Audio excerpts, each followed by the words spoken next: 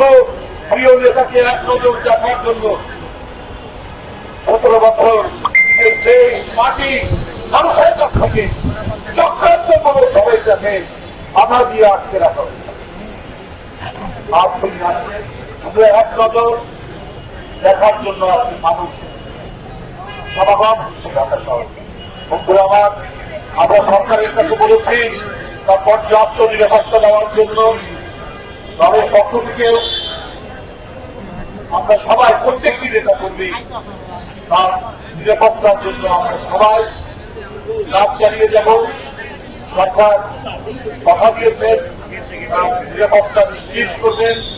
ইনশাল্লাহ তিনি নেমেই তার মা যিনি ভালোবাসায় মায় মমতায় কোনদিনও জোর করে লাল চোখ দেখিয়ে বাংলাদেশের মাটি থেকে যাকে পাঠানো যায়নি, তিনি আজ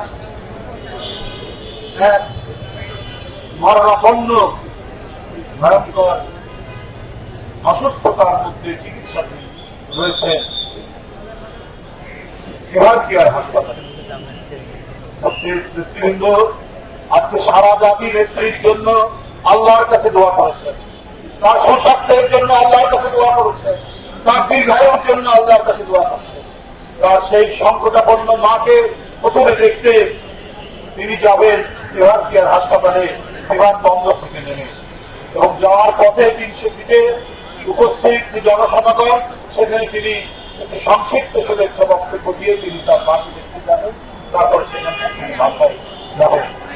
আমি সবার কাছে আহ্বান রাখবো 25শে ডিসেম্বরের এই যে আমাদের ভারপ্রাপ্ত চেয়ারম্যানের আগমন এবং তাকে শুভেচ্ছা জানানোর জন্য মানুষের ঢল, এই ঢল যেন সামুদ্রিক ঢল, কিন্তু সবাইকে শান্তিপূর্ণভাবে থাকতে হবে, রাস্তার দুই ধারে দাঁড়িয়ে তাকে অভিনন্দন জানাতে হবে, শুভেচ্ছা জানাতে হবে। কেউ কোনো বিশৃঙ্খলা করবেন না, রাস্তার মধ্যে যেন কোনো ধরনের ইয়ে না হয়। বাসায় যাওয়া পর্যন্ত উনি তার মা পেছনের এবং খারিজ থেকে দেখে বাসায় যাওয়া পর্যন্ত আপনারা রাস্তা দুই ধারে উপস্থিত থাকবেন, তার আগে সেখান থেকে যাবেন না। এই বলে আমি আমার বক্তব্য, এই মিছিল পূর্ববর্তী বক্তব্য শেষ করছি। ধন্যবাদ।